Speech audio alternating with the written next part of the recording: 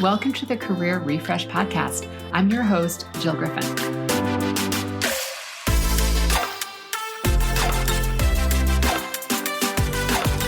I'm a former media and marketing executive turned career strategist and executive coach. I spent my career working my way up and through the ranks of global organizations and startups, and today I show others how to do the same. Join me each week as we discuss the strategies and actionable steps to leverage your strengths, increase your confidence, and develop your career well-being. Ready? Let's do it.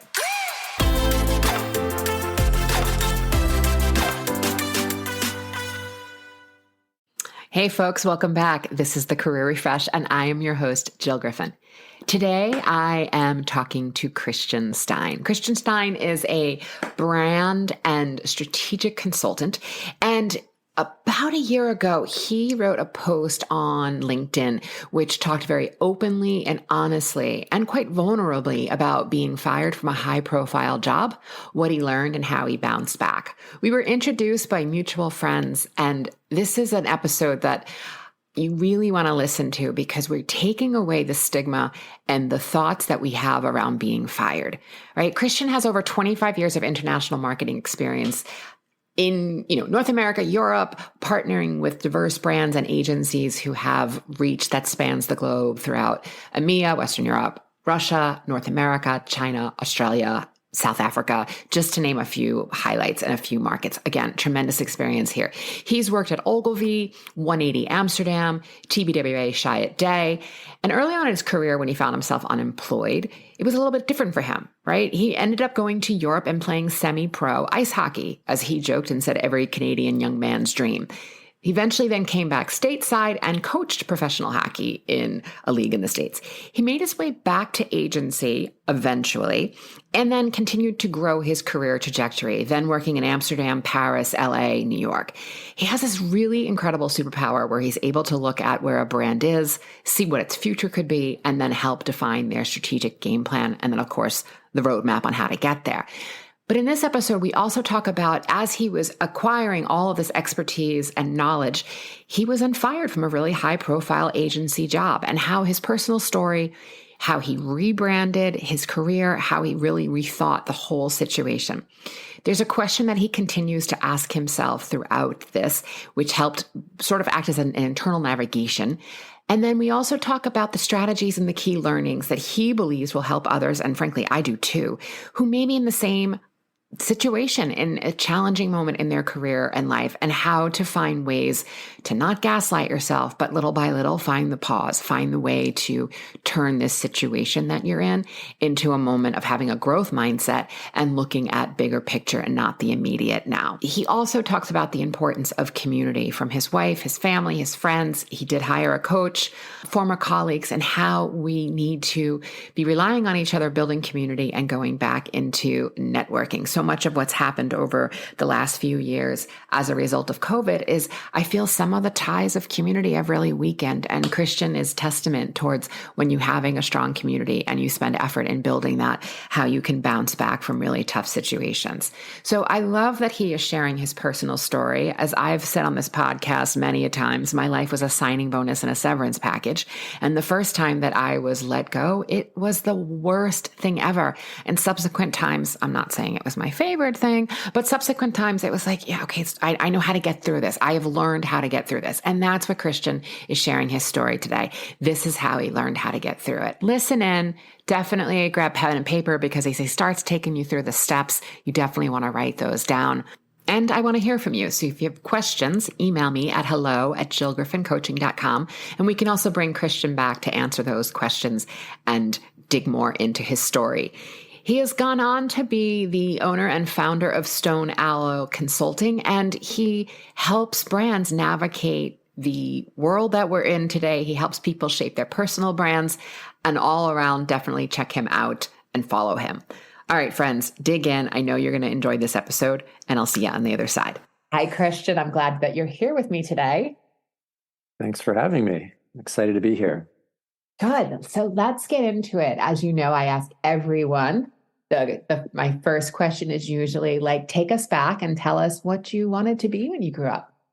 Well, I think growing up as a young boy in Canada, every boy's dream was to be a professional hockey player in the NHL. That was absolutely, what I wanted to do. Didn't achieve it.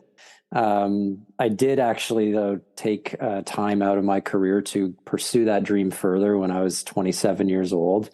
I'd lost my job because it was a recession and struggled to find a new one, which goes is kind of how it goes in recessions. And my brother, who was coaching professional hockey in Europe at the time and still does, he said, like, look, you were really good. Like, have you ever thought of like giving it another shot? And I was like, dude, I'm 27 years old. Like, I've been playing beer league hockey for the last few years. He's like, get in shape and start making some phone calls. And so I made some phone calls. I ended up, there was a team in the northern town called Groningen, is how you pronounce it, Groningen in the Netherlands, that their goalie had just left.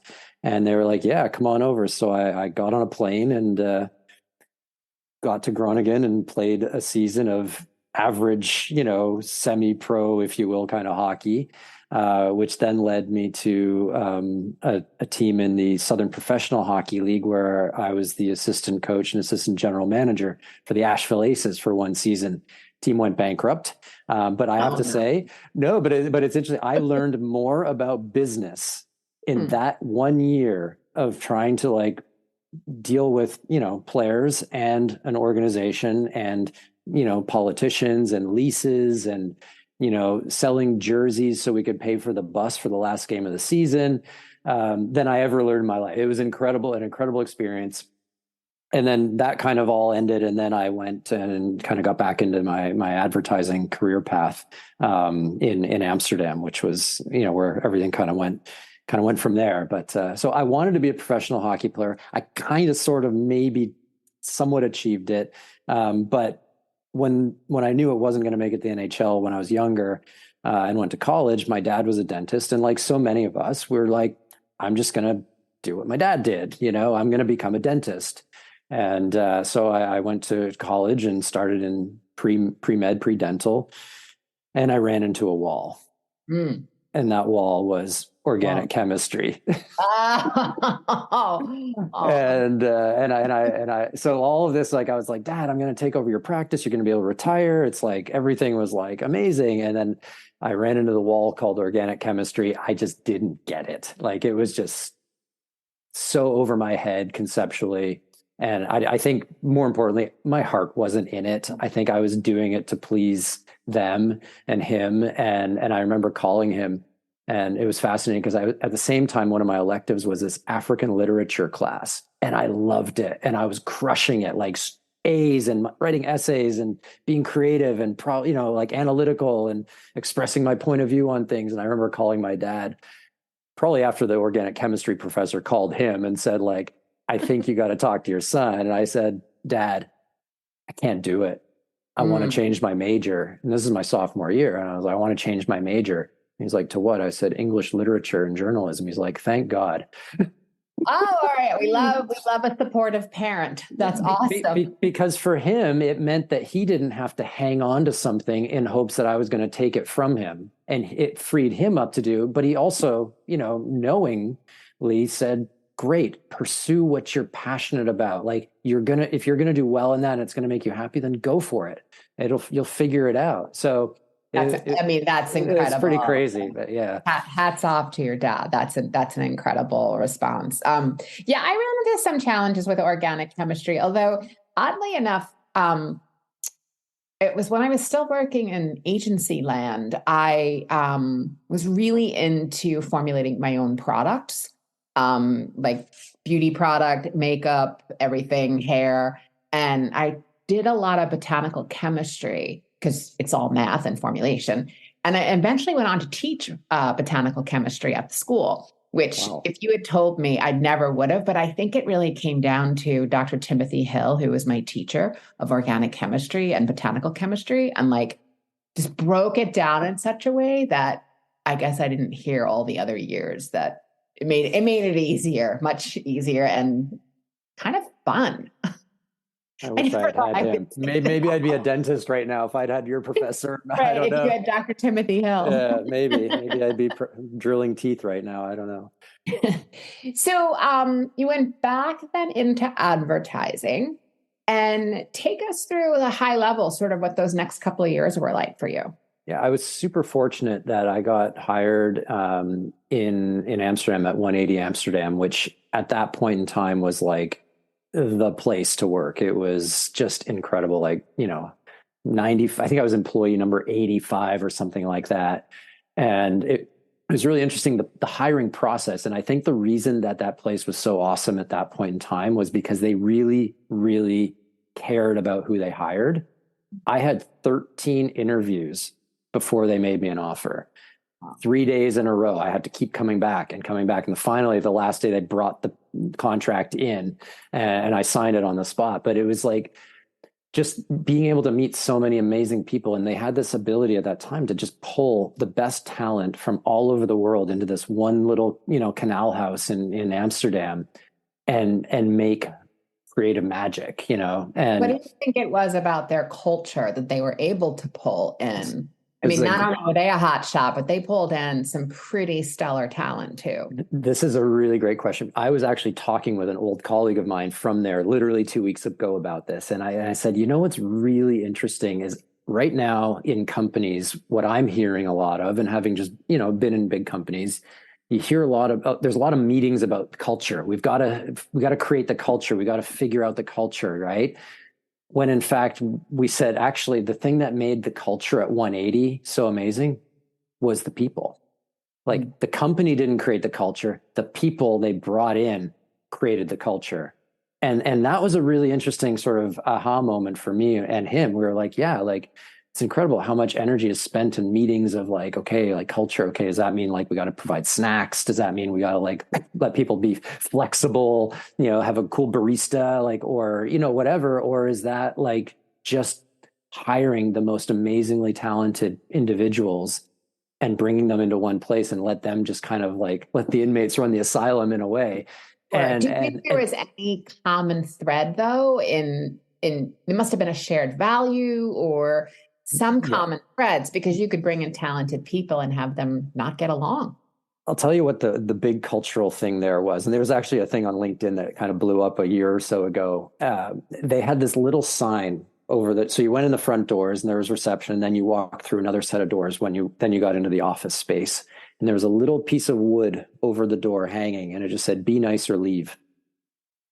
And that to me, everyone who's worked there, that went missing. Someone stole that and it Like went the like Ted all Lasso over. believe. Exactly. But it was this little piece of wood hanging over the door. And every time you walk through that door, you just kind of like this subtle reminder, be nice or leave. And that was the one thing that everyone there saw that and kind of like bought into it. Yeah. And it's so that to me was like the thing. I think the founders obviously played a massive role because they were just like they're incredible people, incredibly talented people. Alex Melvin, who unfortunately passed away many years ago, was like the smartest man I've ever worked with in my life, and the most fun guy as well. And and Chris and Guy, like all these people who created this amazing agency.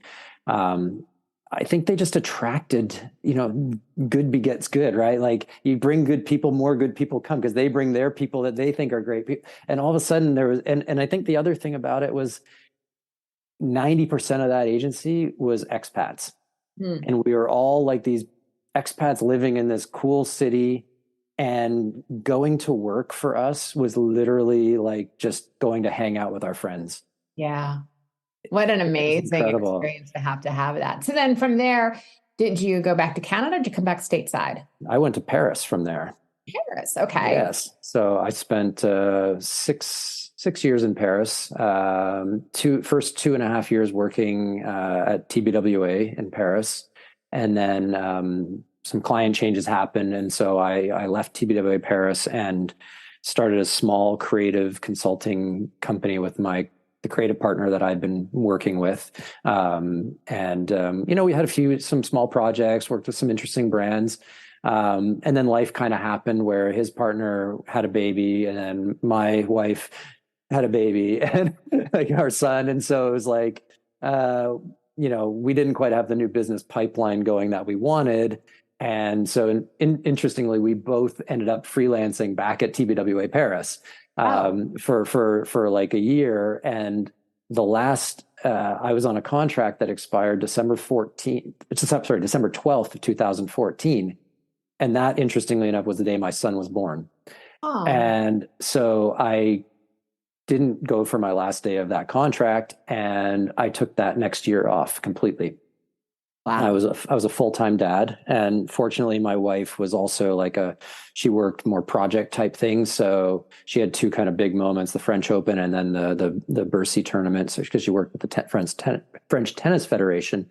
And so we were just like these two, parents just hanging out in Paris with our newborn child and walking around the city. We had our different loops, like there's the Louvre loop and the Place de Vosges loop, and it was amazing.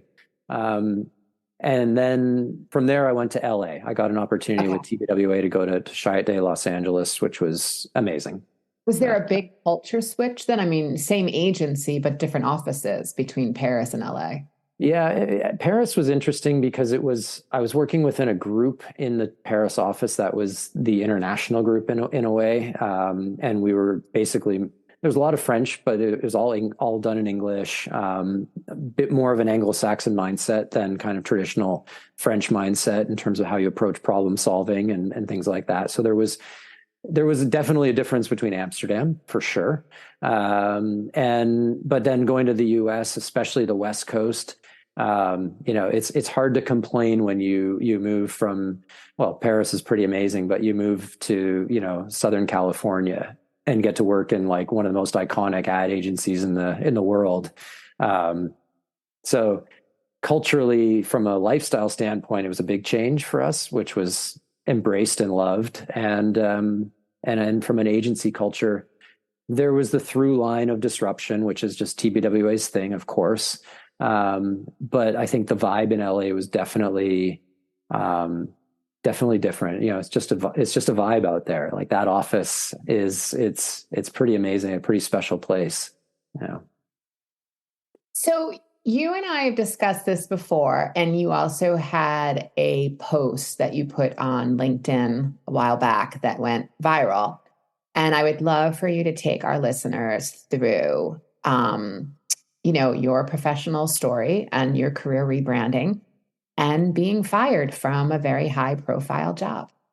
Yeah. So after LA, when COVID happened, I had to kind of make a decision if I wanted to leave TBWA and try to find something, in March 2020, which was not a good time to be looking for jobs, or potentially, there was an opportunity in the New York office, but it was a different role than I'd done.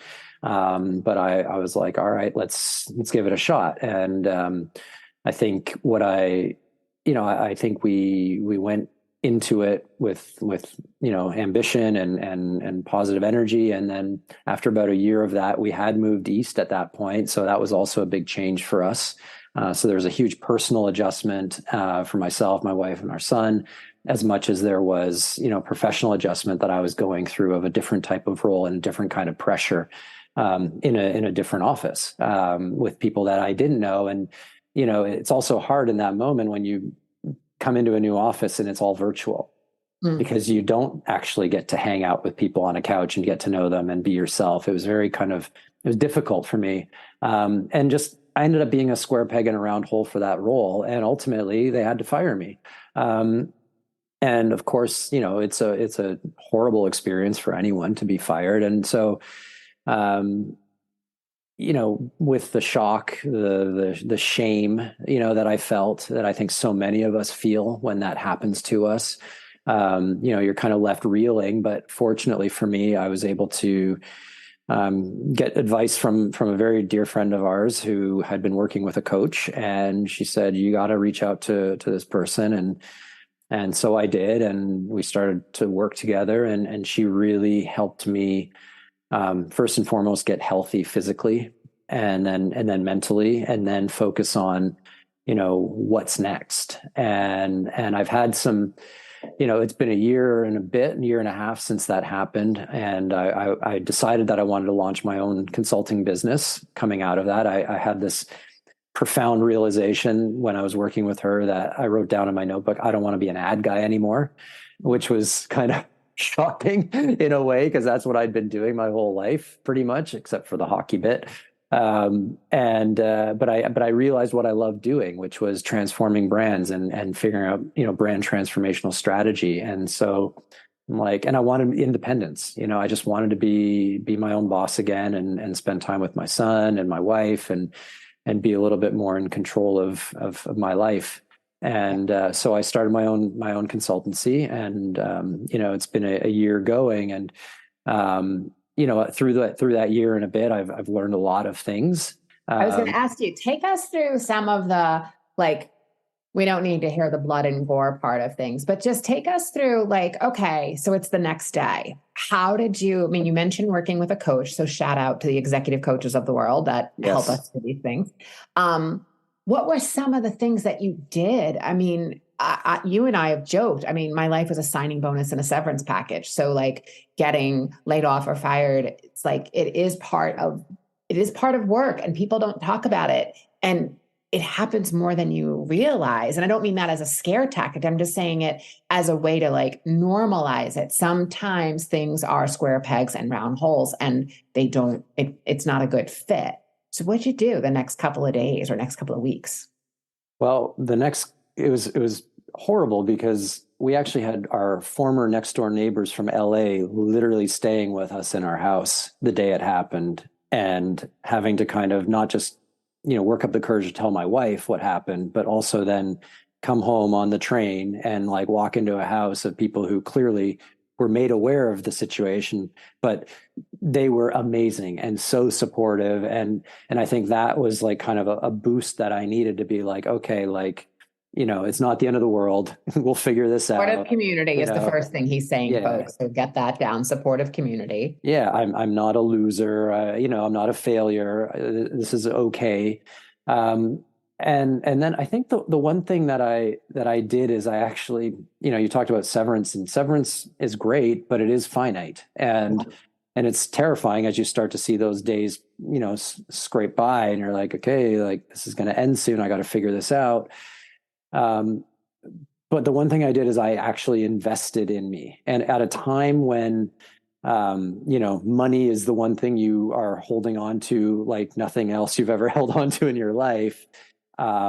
Working with my coach, she taught me that, money is energy. It goes out and it comes in, and you have to learn to let it go, because it will come back to you tenfold or fivefold or whatever. And part of that was me investing in her, spending money on a coach. And through that process, if I hadn't done that, I can't even imagine where I'd be right now. But that thought of well, I've got to spend this much money on someone who's going to help me through this. But what if, that's money, and I need money. I need every penny I've got. You bet. And I always say the same thing. I love that you said for her take is money is energy. I look at money as high tide and low tide.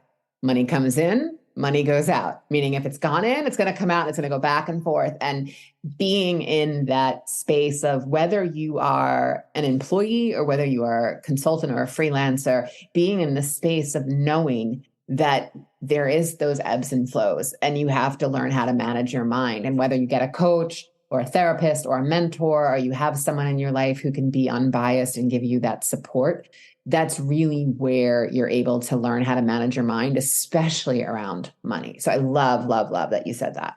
Yeah.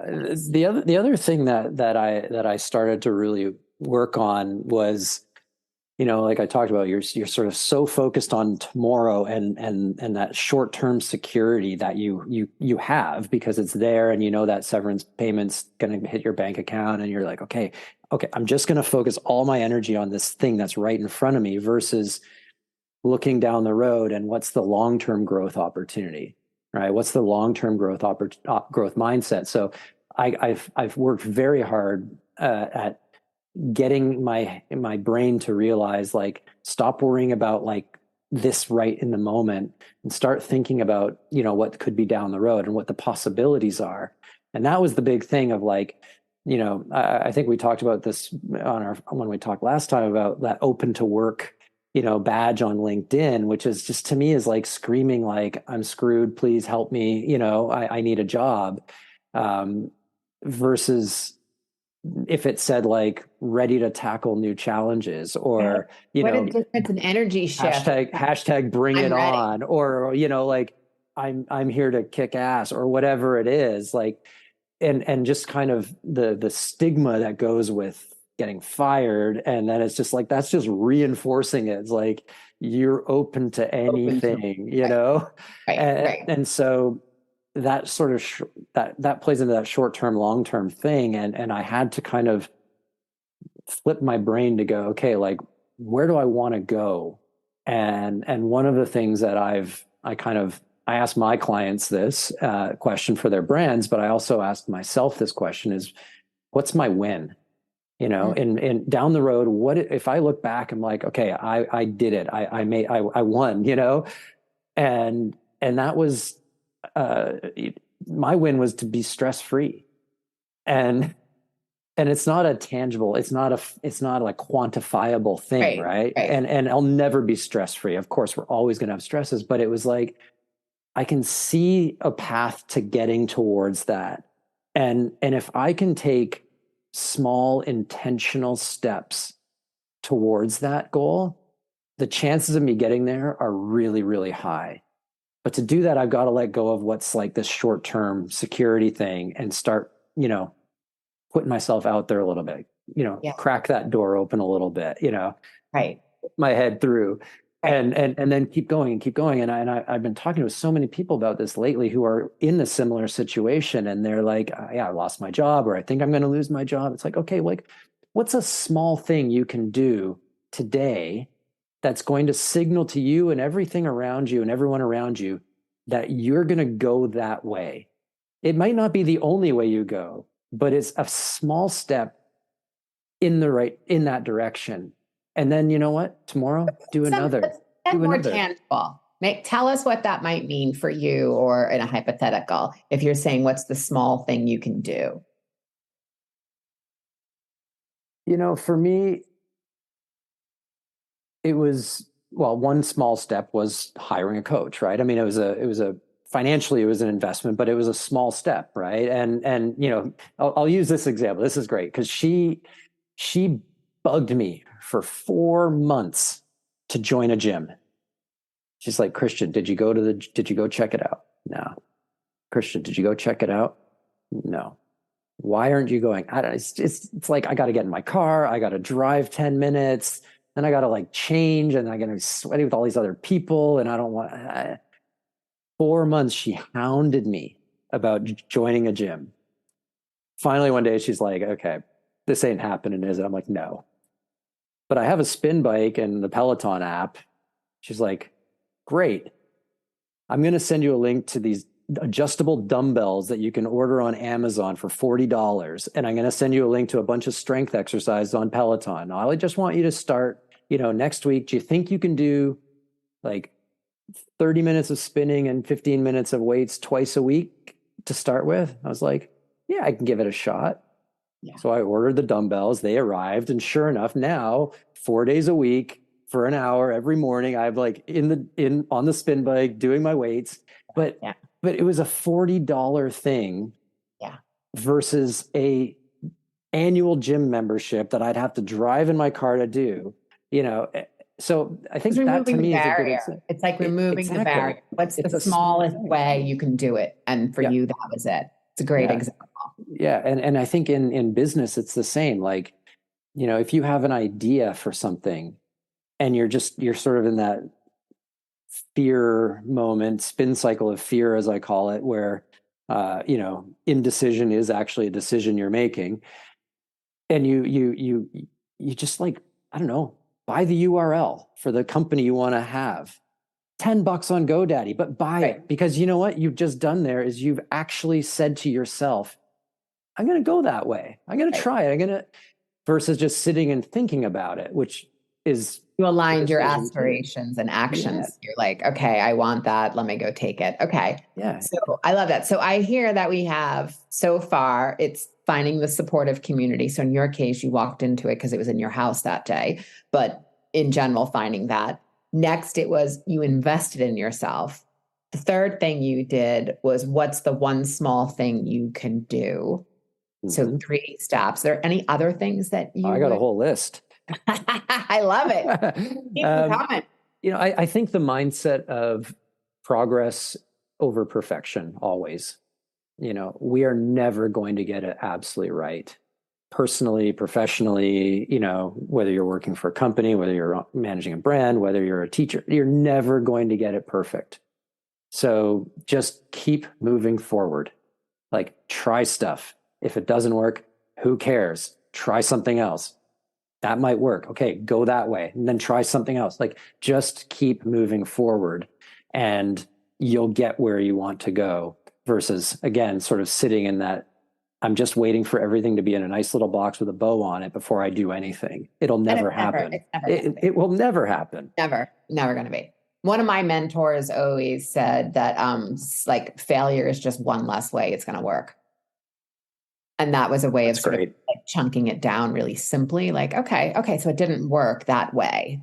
Is there another way it can work? I got another one. You want another one? But yeah, bring it. Keep going. Ask for help as often as you need it. I think we are oftentimes afraid to ask for help because we feel it's a sign of weakness. Yeah, vulnerability. Most of us are perfectionists, right? And so asking for help, whether that's asking, a friend to, like, refer you to someone who you guys, or whatever, or if it's asking an old colleague if they want to hire you, or whatever it is, like, ask for help. There's no shame in it. Everyone wants to help everyone. It's human nature. I think we're just afraid to, like, be vulnerable and do that.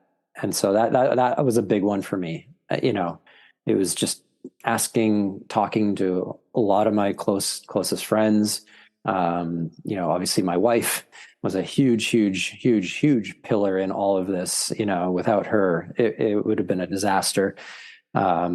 Which is one of the bigger points, is just be there for your loved ones, because what goes around comes around, and trust me, you will need them a lot. Yep.